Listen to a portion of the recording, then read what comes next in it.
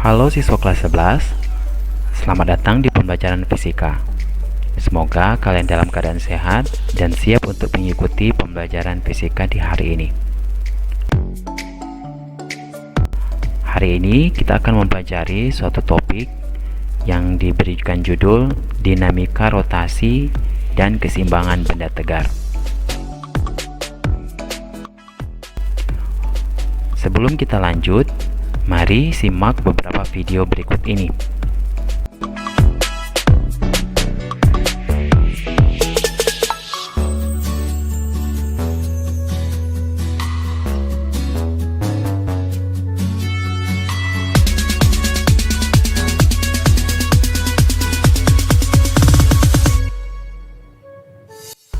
Video tadi menunjukkan beberapa benda yang melakukan gerakan.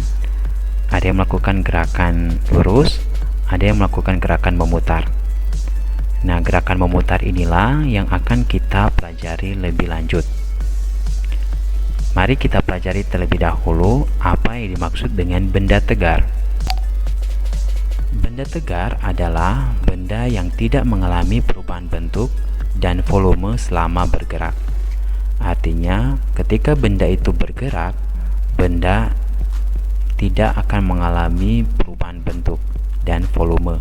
Misalnya benda motor, mobil, meja, kursi, ataupun pesawat, atau benda-benda lainnya yang ketika dia bergerak, dia tidak mengalami perubahan bentuk dan volume. Inilah yang dimaksud dengan benda tegar. Benda tegar dapat mengalami dua macam gerakan, yaitu gerakan translasi dan rotasi. Yang dimaksud dengan gerakan translasi adalah gerakan yang disebabkan oleh suatu gaya. Lebih khusus adalah gaya Newton yang sudah dipelajari di kelas sebelumnya. Dan gerakan translasi ini merupakan gerakan yang arahnya lurus. Sedangkan gerakan rotasi adalah gerakan memutar dari suatu benda terhadap titik tertentu. Dari sini kita bisa membedakan antara gerakan translasi dan gerakan rotasi, di mana gerakan translasi menyebabkan benda bergerak lurus, sedangkan gerakan rotasi adalah gerakan memutar. Gerakan rotasi yang akan kita pelajari lebih lanjut ini adalah gerakan yang disebabkan oleh momen gaya atau torsi dan dapat menimbulkan percepatan sudut. Pengertian inilah yang akan kita pelajari lebih lanjut. Selanjutnya mari kita lihat apa yang menyebabkan benda itu mengalami gerakan rotasi atau gerakan berputar. Ternyata benda mengalami gerakan rotasi atau gerakan berputar itu disebabkan oleh suatu besaran fisika yang diberi nama torsi atau momen gaya. Torsi atau momen gaya ini menunjukkan kemampuan sebuah gaya untuk membuat benda melakukan gerakan rotasi. Sebuah benda akan berotasi bila dikenai torsi. Torsi ini disimbolkan dengan huruf Yunani yang sudah dicantumkan di layar, dibaca tau. Torsi ini merupakan hasil kali antara gaya dengan lengannya. Pengertian ini akan kita pelajari lebih lanjut. Selanjutnya, nilai torsi. Nilai torsi bisa bernilai positif dan bisa bernilai negatif. Torsi bernilai positif jika arahnya berlawanan dengan arah putaran jarum jam, sedangkan torsi bernilai negatif jika arahnya searah dengan arah putaran jarum jam. Selanjutnya mari kita lihat penggunaan besaran torsi ini. Misalnya ada sebuah batang atau pipa yang memiliki panjang yang disimbolkan dengan R. Di salah satu ujung dari batang atau pipa ini diberikan gaya F yang ternyata membentuk sudut theta terhadap sumbu X. Di salah satu ujungnya adalah sumbu putarnya, sehingga batang ini akan bergerak searah dengan gaya yang diberikan. Untuk mendapatkan torsi atau momen gayanya, kita gunakan rumus sebagai berikut, yaitu tau sama dengan R kali F kali sin theta, di mana tau itu adalah torsi dengan satuan Newton meter, R itu adalah lengan gaya dengan satuan meter, F adalah gaya dengan satuan Newton, dan theta adalah sudut antara R dan F. Selanjutnya mari kita lihat contoh soal untuk penggunaan torsi. Misalnya ada sebatang plastik yang dipengaruhi oleh 3 buah gaya berikut. Jadi untuk soal ini bukan hanya satu gaya yang bekerja pada benda, tetapi di sini ada 3 gaya, yaitu gaya FA, FB, dan FC. Di mana sudah diketahui bahwa gaya A sama dengan gaya C sama dengan 10 Newton, dan besar gaya B sama dengan 20 Newton. Jika jarak A ke B sama dengan B ke C sama dengan 20 cm, berapakah momen gaya terhadap titik A? Untuk menjawab soal tadi, hal yang pertama yang kita lakukan adalah kita menganalisa soal tersebut dengan cara menuliskan yang diketahui pada soal tersebut. Yang diketahui dalam soal tersebut adalah gaya A sama dengan gaya C sama dengan 10 Newton, gaya B besarnya 20 Newton, RA atau lengan gaya A sama dengan 0. Mengapa 0? Ini disebabkan karena sumbu putar dari batang tersebut ada pada titik A. Maka acuan untuk mengukur besar lengan gayanya pun harus dihitung dari titik A, sehingga otomatis lengan gaya A atau RA nya sama dengan 0. Untuk RB atau lengan gaya B itu sama dengan jarak antara A ke B, yaitu 20 cm atau 0,2 meter. Untuk RC itu jarak antara titik A ke titik C dengan jarak 40 cm atau 0,4 meter. Nah, yang ditanya dalam soal ini adalah tau atau torsi atau momen gayanya. Penyelesaian, kita lihat diagram gaya yang bekerja pada benda tersebut, yaitu ada FA, FB, dan FC. Sementara untuk FC ini ternyata membentuk sudut 30 derajat terhadap sumbu X. Yang akan kita gunakan nanti di rumus adalah gaya FC yang searah sumbu Y, sehingga kita harus cari terlebih dahulu gaya yang searah sumbu Y, yaitu FC sin 30. Gaya FA, FB, dan FC sin 30 akan mengakibatkan batang tersebut berputar searah jarum jam. Untuk mendapatkan nilai torsi, kita harus menjumlahkan semua torsi yang ada dengan menggunakan rumus sebagai berikut, yaitu tau sama dengan tau A tambah tau B tambah tau C. Kita ganti semua nilainya dengan rumusnya dengan rumus yang sudah ada. Untuk tau A sama dengan gaya A kali lengan gaya A ditambah dengan tau B yaitu FB kali RB ditambah dengan tau C yaitu FC sin 30 kali RC. Selanjutnya masukkan semua nilai yang sudah ada. Setelah melakukan penjumlahan dan perkalian, kita akan mendapatkan nilai tau yaitu 6 Newton meter. Jadi momen gaya atau torsi pada soal ini adalah 6 Newton meter. Selanjutnya yang akan kita pelajari adalah suatu besaran yang menyebabkan benda itu tetap bergerak rotasi atau tetap bergerak berputar. Besaran tersebut dinamakan dengan momen inersia. Momen inersia inilah yang menyebabkan benda itu tetap berputar atau tetap bergerak rotasi. Momen inersia ini didefinisikan sebagai hasil kali massa partikel dengan kuadrat jarak yang tegak lurus dari titik poros rotasi.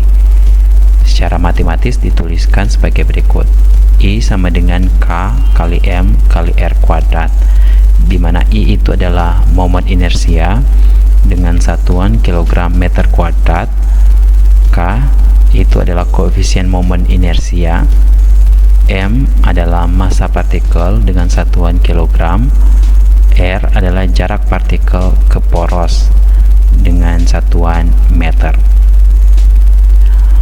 Momen inersia pada suatu poros yang memiliki lebih dari suatu massa didapat dengan cara I sama dengan sigma M kali R kuadrat. Selanjutnya, hubungan antara torsi dan momen inersia dapat dituliskan sebagai berikut, yaitu tau sama dengan I kali alfa.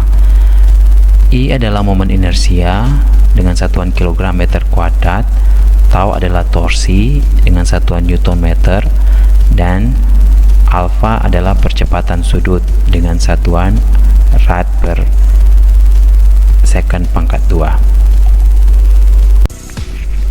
Momen inersia pada beberapa benda memiliki rumus yang berbeda dikarenakan adanya perbedaan koefisien momen inersia. Berikut beberapa benda yang memiliki rumus momen inersia yang berbeda, yaitu yang pertama, sebuah batang yang letak sumbu putarnya ada di pusat panjang batang. Seperti pada gambar, ada sebuah batang dengan panjang R dengan sumbu putarnya ada di tengah-tengah pusat panjang batang.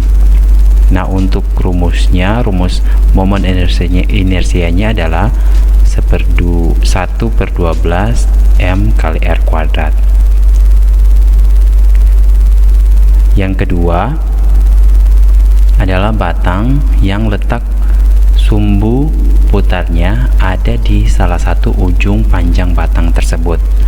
Misalnya pada gambar, sebuah batang yang sumbu putarnya ada pada salah satu ujung panjang batang tersebut. Rumus untuk momen inersianya adalah 1/3 M kali R kuadrat.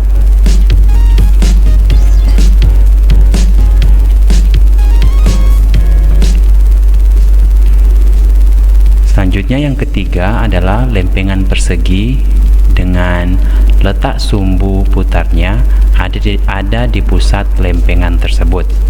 Misalnya ada sebuah lempengan persegi dengan panjang R dan lebar K berputar pada pusat lempengan tersebut. Rumus momen inersianya adalah I sama dengan 1/12 kali M kali R kuadrat tambah K kuadrat. Yang keempat adalah silinder tipis dengan letak sumbu putarnya ada di pusat lingkaran. Seperti pada gambar, ada silinder tipis yang mempunyai jari-jari sebesar R dan berputar di pusat lingkaran. Rumus momen inersianya adalah 1/2 M kali R kuadrat. Selanjutnya yang kelima adalah cincin tipis dengan letak sumbu putarnya ada di diameter pusat cincin tersebut. Misalnya ada sebuah cincin yang diletakkan berdiri dengan jari-jari R dan ketebalan K berputar di pusat sumbu putarnya, maka rumus momen inersianya adalah I sama dengan 1/12 M kali R kuadrat tambah K kuadrat. Kemudian yang keenam, cincin tipis dengan letak sumbu putarnya ada di pusat.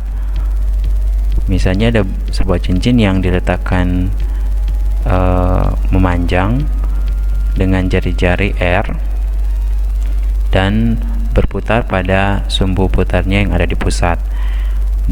Rumus momen inersianya yaitu I sama dengan M kali R kuadrat.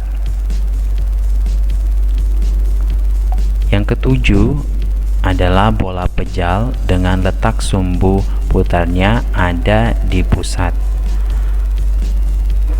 Misalnya ada bola pejal yang mempunyai jari-jari R dan dia berputar terhadap sumbu putarnya yang ada di pusat bola tersebut.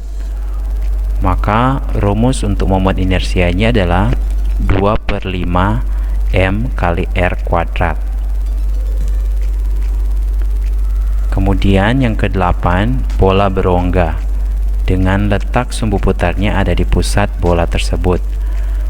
Misalnya ada bola berongga yang mempunyai jari-jari R dan berputar melalui sumbu putar yang ada di pusat bola berongga tersebut, sehingga rumus untuk momen inersianya adalah 2/3 M kali R kuadrat.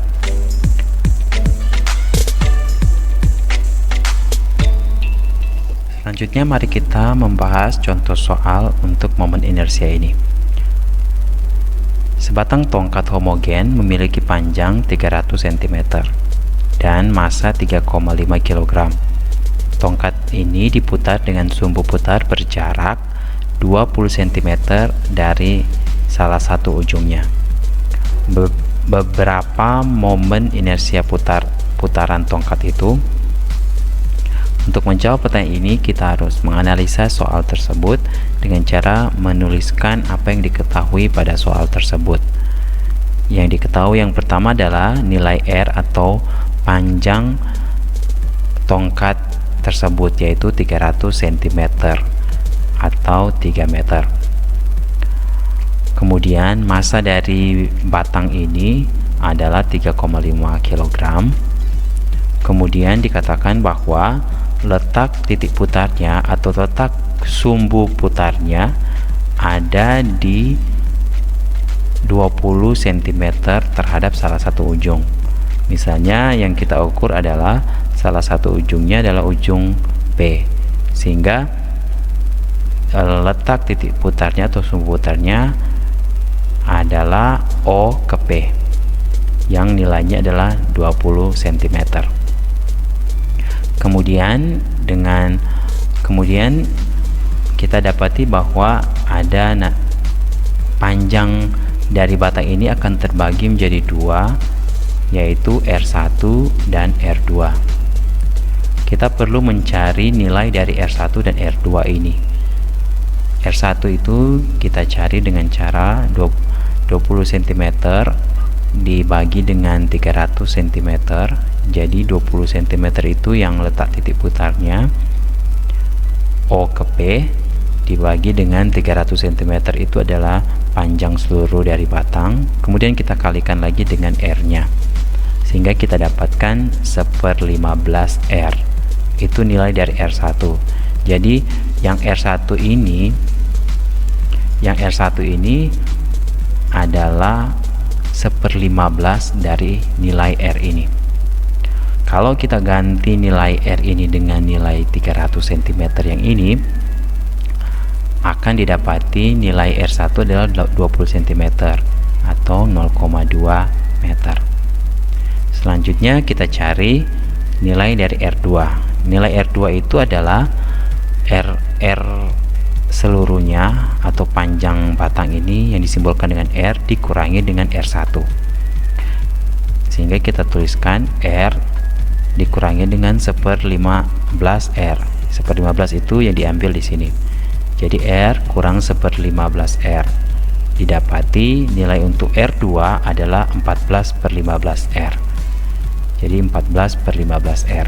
kalau kita ganti R ini, kalau kita ganti nilai R ini dengan nilai 300 cm, maka kita akan dapati nilai R2 adalah 280 cm atau 2,8 meter. Selanjutnya kita harus mencari juga massa untuk batang dari titik O ke titik P yang diberi simbol dengan massa 1 atau M1. Caranya adalah karena ini batang ini sudah dibagi menjadi dua, yaitu M1 dan M2, maka M1 itu adalah 1/15 dari massa seluruh batang ini, sehingga 1/15 kali M, 1/15 itu kali dengan 3,5 kg. 3,5 kg ini adalah massa seluruh batang tersebut, sehingga didapati massa untuk batang yang dari titik O ke titik P yaitu M1 nilainya adalah 0,23 kg. Begitu juga dengan massa M2.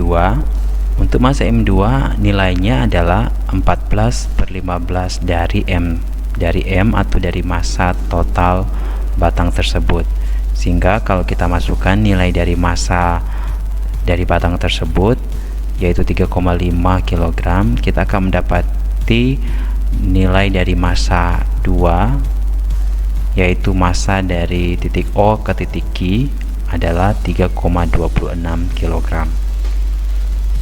Selanjutnya yang ditanya adalah I atau momen inersianya. Kita gunakan rumus untuk penyelesaiannya. Kita akan gunakan rumus I sama dengan I1 kali I2, atau artinya momen inersia total itu adalah momen inersia 1 ditambah dengan momen inersia yang kedua. Nah, untuk momen inersia 1 itu kita gunakan rumus 1/3 M1 kali R1 kuadrat, karena ini adalah suatu batang yang berputar di pusat panjang, sehingga kita gunakan 1/3 M1 kali R1 kuadrat. Kita masukkan semua nilai yang ada, sehingga akhirnya kita mendapati nilai untuk momen inersia 1 sebesar 0,003 kg meter pangkat 2. Begitu juga dengan momen inersia yang kedua, kita gunakan rumus yang sama dan masukkan semua nilai yang sudah ada. Kita akan mendapatkan nilai momen inersia yang kedua sebesar 8,519 kg meter pangkat 2. Sehingga kalau kita masukkan ke rumus yang tadi, yaitu I sama dengan I1 tambah I2, kita akan mendapati momen inersianya senilai 8,52 kg meter pangkat 2. Jadi momen inersia putar tongkat ini sebesar 8,52 kg meter pangkat 2. Selanjutnya kita akan mempelajari suatu besaran yang ada pada gerak rotasi, yaitu momentum sudut. Namun untuk mempelajari momentum sudut, kita harus tahu terlebih dahulu yang dimaksud dengan momentum. Momentum itu adalah besaran yang berhubungan dengan kecepatan dan massa suatu benda.